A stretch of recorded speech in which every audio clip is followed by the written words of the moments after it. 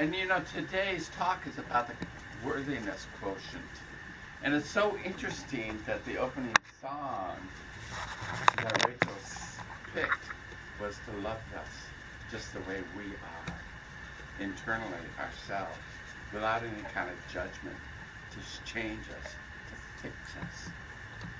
And it also applies when we are that comfortable with ourselves, then we let go of the notion that you need fixing. We let go of the idea that you need to show up differently than the way you do. Because then what we do is we accept you absolutely the way you are. And there's a tremendous freedom in that. There's a freedom to receive and express love and to be all that we can be, because we're all individuals. No one else can do what we came here to do, to be the full expression of the divine. And we're the only unique person. We are part of that cosmic wholeness that brings it all together, that we do it all. And so I just want to say thank you, and I love how all of it comes together. Because all I do is just send Rachel some ideas about what I'm going to talk about, and then she creates the magic that just opens it all up, and it's so synergistic, and I love the way all of that works. Oprah Winfrey said, "The biggest adventure you can take is to live the life of your dreams." The biggest adventure you can take is to live the life of your dreams. What God intended for you goes far beyond anything you can imagine. Do you get the power in that statement? It's when your imagination is limited to your past experiences and wants to shut it down. You need to bust through that to experience the fullness and the richness of the thriving life that you came here to live. Just knowing that what you possess is so much more than beyond the material world. It's so much more than what you see. You limit yourself when you think that this is all there is, because there is so much more. You are connected to the infinite wisdom, the infinite divine presence. So people fall into that trap when they lose that capacity to see. That's why, in a way, I was acting like a kid a little bit initially. Well, sometimes I act like a kid a lot. Because when I do, then I stop trying to be something that you may expect me to be. And I get to be the authentic me that I am, which is pretty much of a joyful person. If you ever get an email from me, you'll find it's joy, love, and peace is how I sign off. Because it's a reminder to me every time I write it. I don't have it automatically signed. Because I'm reminding myself that that's who I am. And I'm reminding myself that's who I see you as. Life doesn't have to be a hard lesson unless you choose it to be. And some of us choose it to be because we don't think we're worthy. So my invitation today is let that go. Because that's only a limitation of your ego and your mind that is concerned with the material world. It is only that thing which really believes that it needs to be here for you. There's a story that I heard on the internet. Didn't hear it, I read it. But you're going to hear it. Roger, David, and Nick, all amazingly, were killed at the same time in freakish accidents. And they were waiting outside the pearly gates. And St. Peter comes gliding up to them. I could just see him on an astro sled sliding up there to them. And he says, give them the news that anyone wishing to enter the gates must first perform a task to prove their worthiness. The three have to come across a fast-flowing river.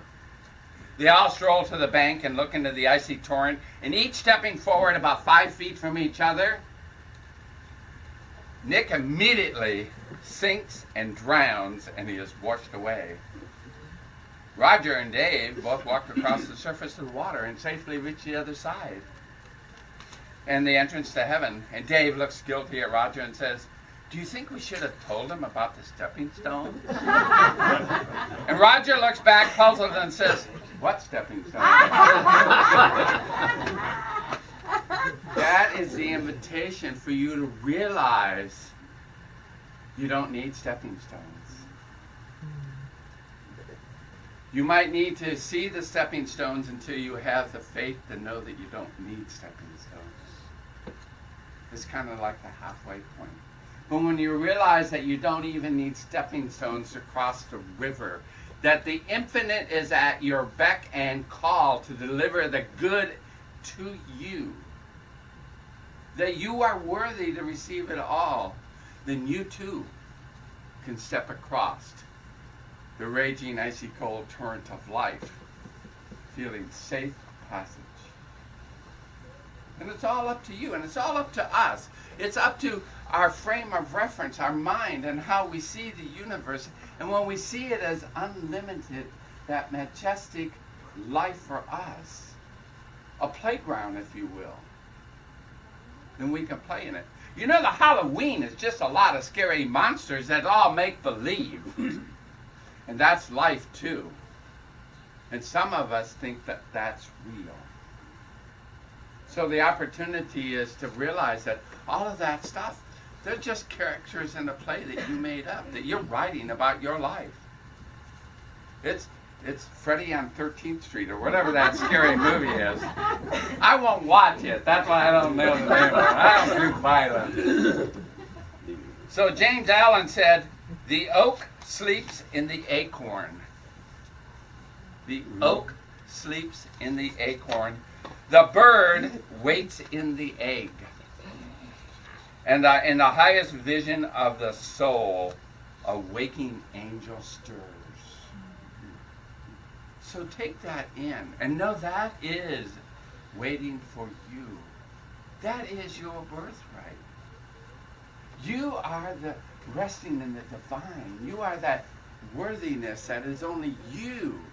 So you are already perfect, whole, and complete. So you let go of anything that is unlike that. There was a reading in here. I'm teaching a class on mystical, practical mysticism, and there's a book, Entering the Castle by Carolyn Meese, who I happen to love.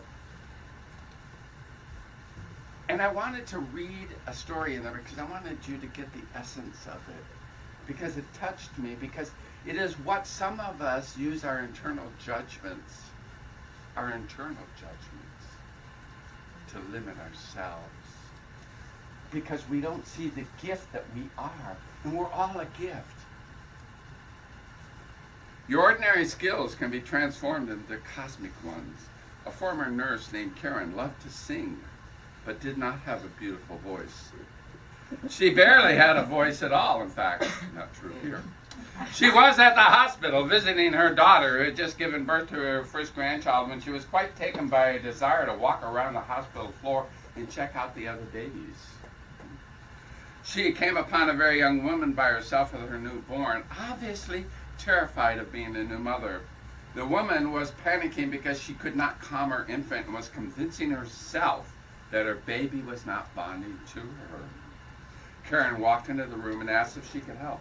Immediately, the young mother turned over her infant to her, saying, "He won't stop crying. He hates me." "Oh, he doesn't hate you," Karen said. "He's just trying to get his bearings. He just got here. This is a big world to get used to." Her. She told her while she, a well-seasoned mother turned grandmother, began to rock the baby and softly sing a lullaby. The baby relaxed in the soothing rhythm of her voice and the gentle rocking. "Does singing work?" asked the young mother. "I guess it must," Karen laughed, thinking that only an infant is too young to be a critic. Something about that experience, however, stayed with her. Months later, Karen went back to the hospital to check out the nursery again to see the head nurse to ask if there were any openings for nurses who wanted to work with newborns. And by coincidence, this hospital was desperate for nurses.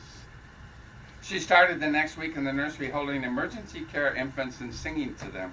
And Karen told Carolyn Meese, "I realized as soon as I walked into that nursery that I was called by God to be there. and that I was meant to use my voice to channel grace into these newborns. They find my voice soothing and healing, and past perhaps grounding. Karen received God in her way and in God's way. She was not looking for an experience of God. God came calling for her. So the question I ask for you is, are you open to receive? Are you open to receive when God comes calling to you? Because many of us are seeking God so busily that we're not even aware that God is already calling us. We need to open up our doors. And our doors are really our heart. We need to open up because, as Ernest Holmes, our founder, said, no gift can be given until it is received. So you must open up your heart to receive all of it. And there is that unique gift, just like Karen found her calling was not singing in live performances at the Met, but was to sing and comfort and nurture babies that were coming scared and terrified into the world. She had a unique gift to give. And so she let go of any impression and answered the call. Hafiz said, I wish I could show you, when you are lonely or in darkness, the astonishing light of your own being. Hafiz said, if I could only show you, when you are in darkness, the own light of your own being. Can you see the magnificent brilliance that you are? Hafiz was a Sufi poet that existed back about the time of Rumi. What happens to it is, as Ram Dass said, our ego is an exquisite instrument. Enjoy it, use it, don't get lost in it. What happens to us quite often is we use our ego, gets us through life. It's what helps us make appointments. It's what helps us have ambition to do certain things. What is the difficulty with that is we identify with it. And we assume that that's all there is. That is the boss. I was sharing this with somebody recently. I said, I don't try to get rid of my ego. Matter of fact, I compliment my ego for getting me where I am today. But it is no longer in charge of my life. I make God the CEO of my life, and I let the ego be the chief operating officer. The ego can take care of the details that make life livable, but God is the overall source and the inspiration for living my life. You can make your own choices, but I don't really believe we can get rid of the ego, because that which we resist persists. And I think too often we spend all of our time trying to push away, and all of the time it's rushing towards us. So Joel Goldsmith said, God must become an activity in our consciousness. God must become an activity in our consciousness.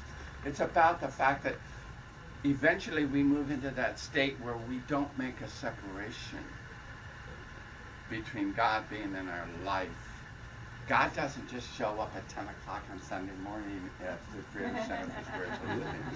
I know that God is in this very room, but I also know that God is in each one of us in this life that we are living, and God is the expression through which we shine its light upon the world. You are an instrument of the divine. You have a magnificent purpose. Your worthiness is immeasurable. Let no one put your light under a bushel. Let no one dim it. Just shine it up. Radiate it like a beacon that you truly are.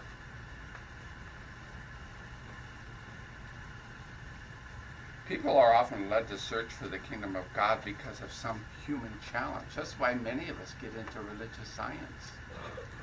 Most of us don't come here as an early age unless we're lucky enough to have parents who bring it. But most of us get here because we have a challenge in life. There's something that's not working. And traditional religion no longer is working for us. So we turn to something, and that usually happens in some kind of a beyond the teen years where life gets a little tough or gets to be a challenge or we see some obstacle. And so when we come to our religious science center, what we see is there are tools for us to use where we co-create our life. And we invent. And I say invent because it's a life that has not been lived yet until you live it, until you invent it. And you co-create it with God and the universe and with your own thoughts. Ernest Holmes is famous for saying, change your thinking, change your life, and it's so true. And we know this from the law of attraction. That which you are thinking, those thoughts which you put out in the universe, are those thoughts which are going to manifest and come forward and be part of your life. It cannot be otherwise. You know that this is the truth of who you are. There's another story I want to share, and it touched my heart because it was about a young pastor. I don't identify myself as a pastor. I just think of myself as a minister or community spiritual leader. But some people think we're pastors. So a young pastor was sitting in a restaurant eating lunch. And he opened a letter he had just received that morning from his mom. And as he opened it, a $20 bill fell out. And he thought to himself, thanks, Mom. I sure needed that.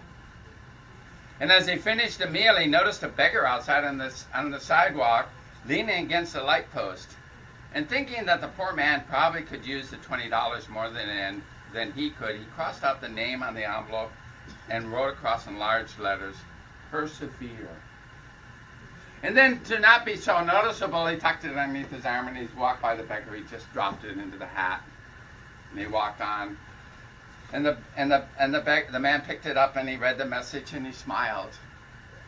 And the next day, as the pastor enjoyed his meal, the same man tapped him on the shoulder and handed him a big wad of bills. Surprised, the young pastor asked him what that was for. The man replied, "This is your half of the winnings." Persevere came in first in the fourth race at the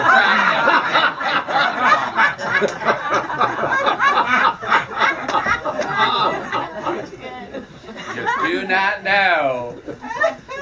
So you persevere. It's all about that. So let me close with saying Ernest Holmes said the base of all mental healing is in a change of belief. Since the subjective mind tends to create all beliefs impressed upon it, it follows that in mental healing, the whole object is to change the belief. So ask yourself, what is your worthiness quotient possibilities? Thank you.